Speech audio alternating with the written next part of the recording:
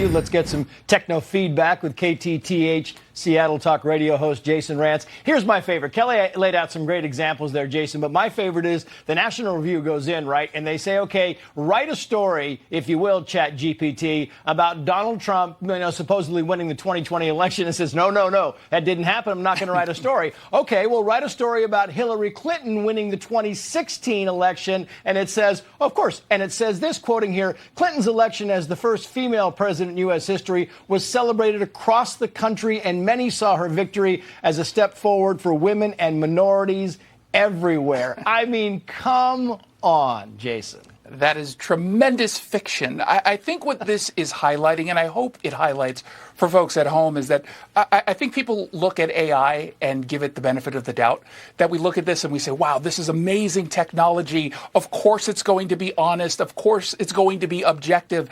And I think people who aren't following these stories closely will just assume that when they're using it, not just with ChatGPT, because this is something that is very specific to this one service. Mm-hmm. My concern is as AI becomes more and more widely used, we're just going to get comfortable assuming that what it's telling us is accurate. And I think that that's, in a lot of ways, what folks did with the media, where we assumed that we were just getting objective news and not partisan news, and then all of a sudden people, a little bit too late, came to the reality that, no, they're being partisan. They're not being objective. And I think that's going to end up happening with the AI. It's just a matter of how much damage will be done until people fully realize that. Well, New York Magazine says the following here, and I love this, quoting, ChatGPT will never be tasked with determining how the U.S. will respond to atomic blackmail, and it seems nearly as unlikely that the software will ever exercise significant influence over the general public's political views. Oh, yeah, and social media has had zero impact on politics, Jason. Yeah. I think that is obviously absurd, especially when we're getting the level of AI that we now have access to.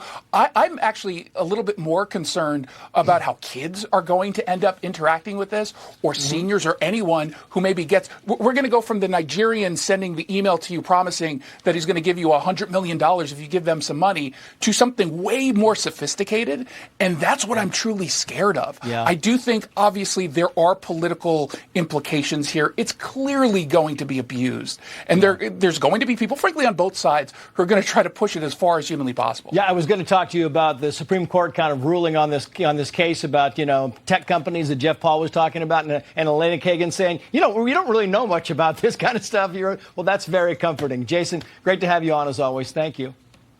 Thanks, Trace.